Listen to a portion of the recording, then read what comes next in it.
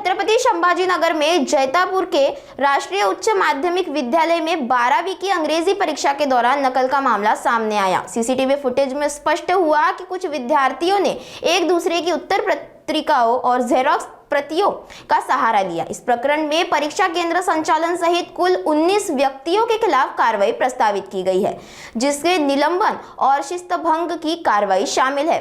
परीक्षा केंद्र के सभी कर्मचारियों को बदल दिया गया है और भविष्य की परीक्षाओं को शिस्तबद्ध और नियमों के अनुसार कराने के लिए नए कर्मचारियों को निर्देश दिए गए हैं। प्रशासन ने कहा कि यह सभी के लिए एक महत्वपूर्ण सबक है और भविष्य में परीक्षाओं के पारदर्शिता और अनुशासन सुनिश्चित करना भी सभी की जिम्मेदारी होगी।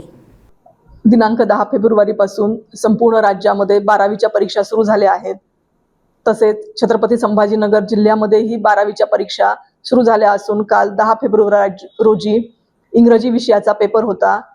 संपूर्ण जिल्ह्यामध्ये कॉपीमुक्त अभियानाची अंमलबजावणी करण्यात यावी यासाठी अत्यंत कडक सूचना दिलेल्या होत्या आणि काल शिक्षणाधिकारी माध्यमिक यांच्या पथकाने राष्ट्रीय माध्यमिक विद्यालय जैतापूर या ठिकाणी भेट दिली असता त्या ठिकाणी कॉपीचा प्रकार आहे हे दिसून आले।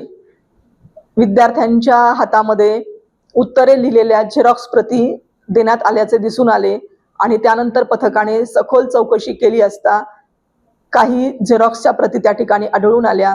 नंतर आम्ही सीसीटीव्ही फुटेज चेक केले असता सीसीटीव्ही फुटेजमध्ये संपूर्ण घटना जी घडलेली होती ती कैद झाली होती आणि प्रत्येक दालनामध्ये विद्यार्थी हे ते झेरॉक्स कॉपीवरील उत्तरे पाहून लिहिण्यासाठी त्यांच्या जागा सोडून दुसऱ्या बेंचेसवर येऊन बसलेले होते आणि 11 वाजल्यापासून 1 वाजेपर्यंत हा प्रकार त्या ठिकाणी चालू होता। पथकाने 1:30 वाजता भेट दिली असता अनेक विद्यार्थी हे अशा पद्धतीने आणि शिक्षक सुद्धा अनियमितता करत आहेत हे पथकाला दिसून आलं आणि त्यामुळे मग माननीय अध्यक्ष महाराष्ट्र राज्य बेडसे साहेब, माननीय जिल्हाधिकारी दिलीपजी स्वामी दक्षता समितीचे अध्यक्ष आहेत, तसेच माननीय मुख्य कार्यकारी अधिकारी अंकितजी, माननीय साबळे अनिल साबळे सर, विभागीय अध्यक्ष छत्रपती संभाजीनगर बोर्ड या सर्वांच्या आदेशानुसार शिक्षण विभाग माध्यमिक आणि प्राथमिकने या सर्व शिक्षकांवरती बैठे पथक आहे, पर्यवेक्षक आहेत, केंद्र संचालक आहे, या सगळ्यांवरती फौजदारी कारवाई केली आहे। देवगाव रंगारी पोलीस स्टेशन तालुका कन्नड या ठिकाणी या सर्व व्यक्तींवरती FIR दाखल करण्यात आला आहे। ही प्रक्रिया रात्री 2 वाजेपर्यंत सुरू होती। तसेच या सर्व शिक्षकांनी वर्तणुकीचा सुद्धा नियमभंग केला आहे, त्यामुळे या सर्व शिक्षकांनाही निलंबित करण्यासाठीचा प्रस्ताव सादर करण्यात आला आहे। जे जिल्हा परिषदेचे कर्मचारी आहेत त्या शिक्षकांना निलंबित करण्यासाठी माननीय मुख्य कार्यकारी अधिकारी यांच्याकडे संचिका प्रस्तावित केली असून खाजगी शाळांचे जे शिक्षक आहेत त्यांचा नियुक्ती प्राधिकारी हे संस्था असल्यामुळे संस्थेला या सर्व कर्मचाऱ्यांना निलंबित करण्याचे प्रस्ताव सुद्धा आपण पाठवले आहेत। तसेच या केंद्रावरती 327 विद्यार्थी इंग्रजीच्या परीक्षेला उपस्थित होते। या सर्व विद्यार्थ्यांच्या उत्तरपत्रिका आपण वेगळ्याने विभागीय मंडळाला आपण पाठवल्या आहेत की मास कॉपीचा हा प्रकार आहे का हे तपासून त्या विद्यार्थ्यांचा निकाल लावण्याविषयी कार्यवाही करण्यात यावी।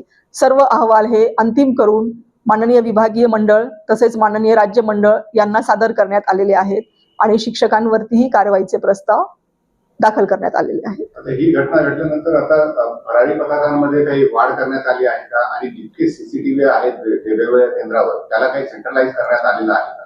हो, शिक्षण विभाग माध्यमिकच्या वतीने आम्ही वॉर रूमची स्थापना केली आहे, जिल्हा नियंत्रण कक्ष स्थापन केला आहे आणि या संपूर्ण केंद्राला आम्ही परीक्षा सुरू होण्यापूर्वीच झूमची लिंक देतो आणि या ठिकाणी जे रनर आहेत प्रत्येक सेंटरचं रनर आहे ते त्या ठिकाणी जॉईन होतात आणि संपूर्ण केंद्रावरचे सगळे हॉल त्या ठिकाणी आम्ही या ठिकाणी करडी नजर ठेवून बघतो आहोत की कुठे अनावश्यक हालचाल दिसली तर तात्काळ त्या ठिकाणी आम्ही भरारी पथक पाठवतो। आमची जी पर्यवेक्षी यंत्रणा आहे त्यांना पाचारण करतो आणि सगळ्या सेंटरचं सगळ्या हॉलचं नियंत्रण आम्ही जिल्हा नियंत्रण कक्षामधून करत आहोत। भरारी पथकांमध्ये काही वाढ करण्यात आली का? नाही, भरारी पथकामध्ये वाढ करण्यात आलेली नाही, तथापि 100 केंद्रांचं व्हिडिओ चित्रीकरण आम्ही पूर्ण 3 तास करतो आहोत। ही एक नवीन घटना आहे आणि आम्ही टोकन पद्धतीने विद्यार्थ्यांची तपासणी करतो आहोत आणि कशा पद्धतीने कोणत्या शिक्षकांनी कोणत्या विद्यार्थ्यांना तपासले त्याचा रेकॉर्ड सुद्धा ठेवतो आहोत। जे गैरमार्ग करतात, अनुचित प्रकार करतात, त्यांची काय मानसिकता होती हे सांगता येणार नाही.